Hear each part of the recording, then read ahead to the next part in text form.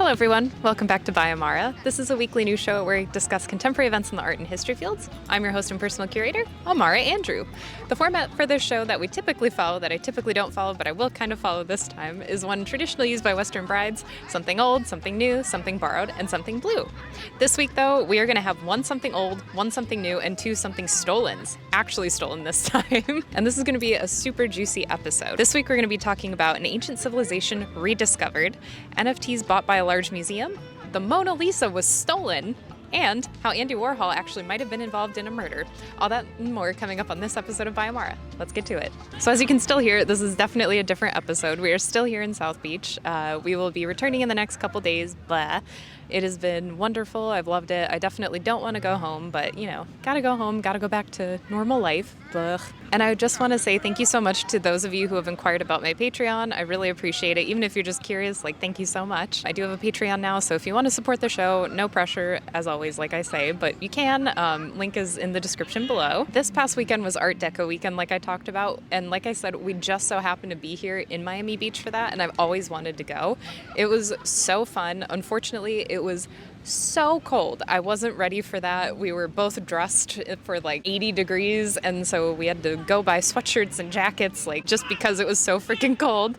So we didn't really get to take too much advantage of Art Deco weekend and everything like that, but what we did see was really fun. They had a classic car show, they had dance instruction and stuff like that. We got to see Cab Calloway's grandson perform here as well, which was really cool. And there's a whole 1930s style soiree and just a bunch of different things, so it was really fun. If you are into Art Deco at all, I highly recommend it because it was really neat. They had a bunch of different lectures too, but they started early in the morning, and I am not a morning person, otherwise I would have gone. That was really fun. We also did a tour. I'm going to be posting a video about that really soon, so check out my channel for that, hopefully within the next week or so. And then we did a whole walking tour, which was fun, and got to see the insides of some buildings and stuff like that. So yeah, so that was Art Deco weekend. Also, unfortunately, I don't have any other updates for our stories, so I think we will just get right into the show.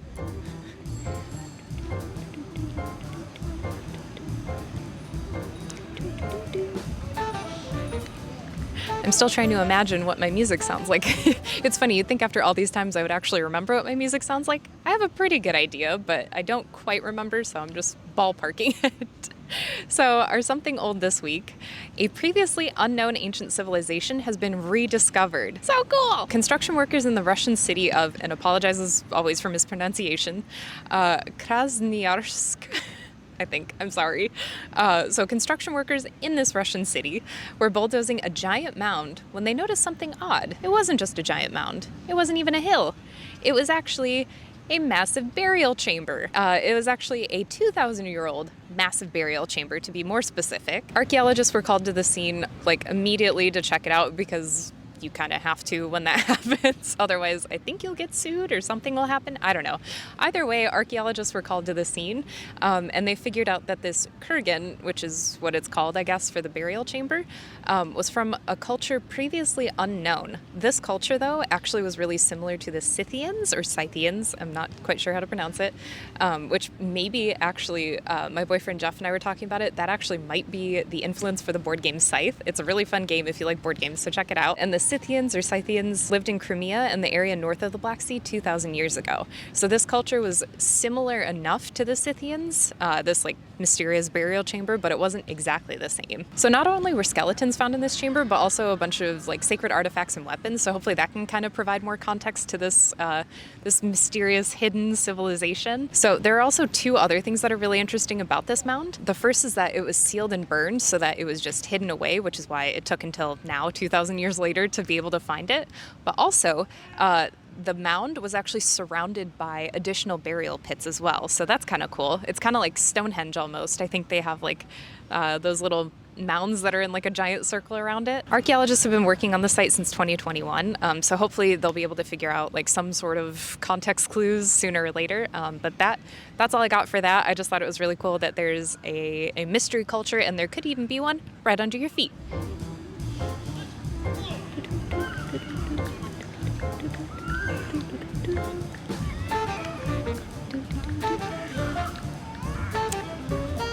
Are something new this week.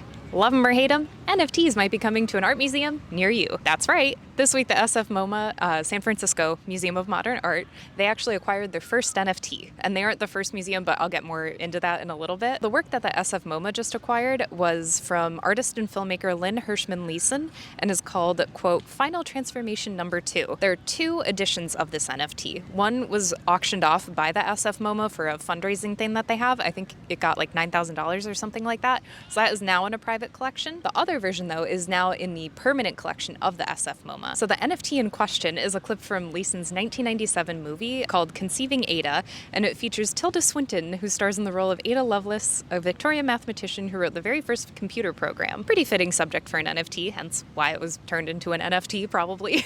And in addition to this NFT, the SF MoMA also has a couple of Leeson's other like photographs and multimedia artists and stuff like that in their collection. So like I teased at the beginning, though, the SF MoMA isn't the first museum to have a bunch of NFTs or to have a NFT in their collection. Some other collections that have NFTs are the Institute of Contemporary Art in Miami, so here, like 20 minutes from where I'm sitting, the British Museum, the Universal Hip Hop Museum, the Museum of Fine Art in Boston, and the Uffizi, who actually, theirs is a little bit different because they made NFTs of the Michelangelo painting that they had in their collection, but still have NFTs available, I guess. When I was reading about this, I was asking my boyfriend Jeff, who's nicely holding the camera right now, I was just asking him, like, I wonder what the future of a museum is going to look like, because if it's going to be this juxtaposition of having, you know, like screens and physical art, are they going to be next to one another? Are they going to be separate? Because, like, I don't know, I could see in the future if museums are just worried about theft and things like that, if they're just like, well, no, we'll actually just have this famous painting on a screen in the gallery. But I could imagine people would be really upset, because then it's like, well, why would I even bother coming to your museum? I don't know. There are a lot of different questions. I'm sure museum workers, they're very smart. They can figure it out. I'm just very curious to see what a gallery of NFT art is going to look like, because that'll be really interesting. You're just going to see the screens, or if it's even worth going to a museum. Let me know in the comments below. Do you think it would be worth going to a museum to see NFTs in person, or would you rather just look them up in the comfort of your home because you don't really have to leave? I'm curious what you think, so let me know in the comments below. I think I would want to see them in person just because I would want to be around people, possibly. I don't know. I hate being around people. Even right now, I'm like, ugh, too many people. At the end of the day, I don't really know. I would just be curious to see what that experience would be like to go in person and see these screens. I don't know. I'm just blabbing on and on and on, but let me know in the comments below. Would you go in person to go see NFTs, whether in an art gallery, an art museum? Let me know.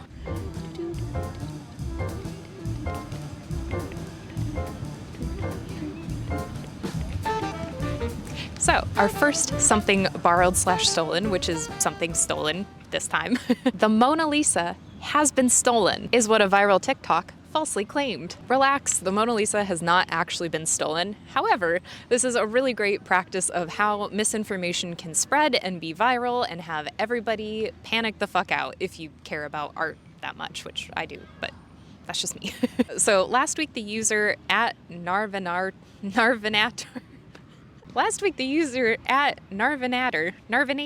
I have no idea. I am losing. So last week, the user at Narvinator posted a video showing a succession of police cars that looked like they were headed toward the Arc de Triomphe, and they wrote text over it saying, quote, POV, which they used the wrong POV, you're in Paris when the Mona Lisa has been stolen, end quote. So people freaked the fuck out in the comments. They're like, what are you talking about? What do you mean? And then people eventually caught on like, oh, this guy's just being a dingus. So this person then posted a follow-up TikTok claiming that they'd visited the Louvre with friends and then said, quote, she's gone. The Mona Lisa is gone. We spoke to the staff there and they can't say anything. Like I said, of course, this was a hoax. The painting is still safe and secure in bulletproof glass at the Louvre.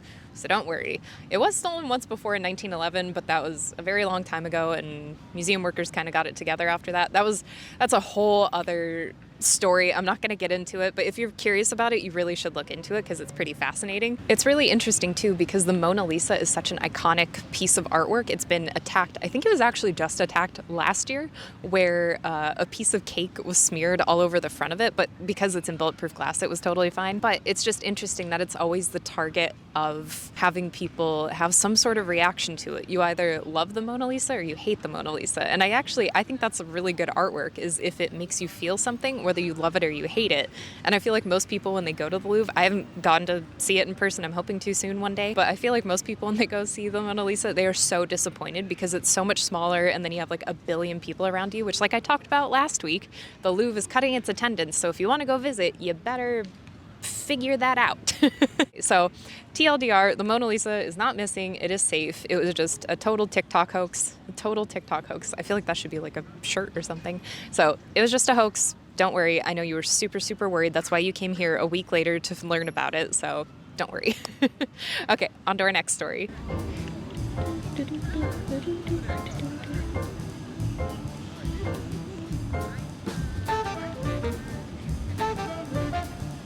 So for our final story this week, this is really juicy, I promise you. This is like the piece de resistance. So this is our final story, our Something Stolen Part 2, or number 2. A man who may have murdered his wife is also accused of stealing real Andy Warhol paintings and then selling fake ones. This is such a loaded story, so buckle up. It's gonna get intense, but I promise you, it's worth it. So first we're gonna talk about the fake artworks. We'll talk about murder later. We'll end on a murder note. This guy, Brian Walsh, he is the main character of this story. He sold 2 fake Warhol paintings to the Revolver Gallery in LA in 2016. And this is with the help of his wife, Anne. So she'll come up later. So they listed 2 pieces that they claimed were from Warhol's 1979 series Shadows. And they put them on eBay for a total of $100,000, which right away, that should be a fucking red flag. But no shame. People get duped all the time. So in the listing, he claimed that the pricing for them was only $100,000 because he had terribly overpaid for them at auction at Christie's in 2007, and that he was selling them both for only $100,000 because it was cheaper and easier to sell them versus having to wait the following year to sell them at Christie's again, because then you have like auction fees and stuff like that. Like, it makes sense. It's a pretty good, it's a pretty smart lie, but it still feels really weird. But I'm not shaming the people at Revolver Gallery. I'm just saying it's a little weird. So to further elaborate upon this to make it seem real, he also stated that he was in dire financial need, so he was able to charge so little for them. Like I said, the Revolver Gallery in LA, unfortunately, they fell for this ploy. They flew out to Boston, which is where Walsh lived, and they ultimately only paid $80,000. I guess he was just chopping down the price. I guess one of the assistants who went in to meet him, it was at like a hotel or something, they went in, they took a photo of the image, or of the paintings, sent it to their boss who was waiting in the car, and the boss was like, yeah, that looks good. And then they took the paintings. But then once they got like a closer look at them, they realized, oh fuck, these are not real at all. When they noticed this, they demanded a refund from Walsh. After a lot of back and forth, because Walsh obviously was like, well, no, I'm not going to give you your money back, the gallery was able to get $30,000 of the $80,000 that they originally paid. The gallery also contacted the FBI to be like, what the fuck is happening? Because like they wouldn't hear from Walsh for long periods of time. Upon investigation by the FBI, they found out that Walsh actually had 2 original Warhols. So he had real ones, but he had stolen them from a friend of his that he met at university. So how did he get them from his friend at university? Well, apparently he had told this friend that he was able to sell them for him, but Walsh ended up just keeping them, and his friend never got them back, never got his money back. And that happened with a lot of other artworks from this friend as well. So not a good judge of character, but again, if you get duped, I can't blame you. So then Walsh was able to take photos of these original Warhols and then make fake ones to sell off to people to get money. Okay, so now I teased a murder at the beginning of this story, so let's get back to that.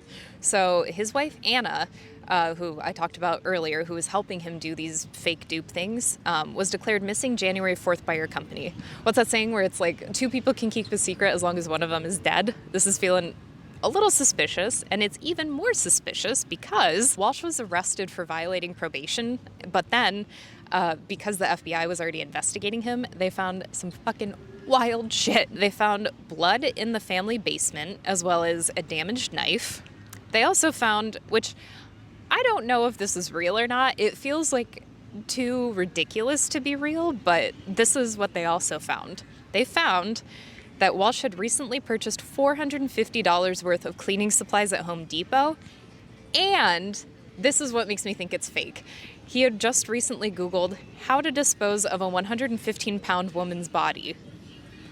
Either this is the dumbest fucking person alive, or this is a ploy to, like, I have so many thoughts. Maybe this is like a ploy to like cover the tracks of where she actually went, if she fled to like some other faraway land or something like that, like California. No, I'm just teasing. But if she went somewhere totally outside of the US to hide from authorities, and if he's protecting her, or if he actually did kill her. Either way, it is a wild story. I can't help but wonder if Andy Warhol would actually like being in the middle of such a juicy, murderous scandal like this. I don't know. I feel like if he was around, he might be tickled at least a little bit by it. Anywho, we will never know. Thank you so much for tuning in. Again, this was a very different episode of By Amara, but next week we will be back to our regularly scheduled programming, unfortunately. Boo! No. But thank you so much for tuning in, and I hope you enjoyed this episode. Please like and subscribe and all that wonderful goodness. It does help a lot, so if you can do it, I really, truly appreciate it, and I love you very much if you do, so thank you. I love you either way, but thank you. Check out my Patreon, like I said, if you'd like to help support the show. If not, totally get it. Whatever floats your boat. And yeah, with that, toodles from South Beach. That was stupid.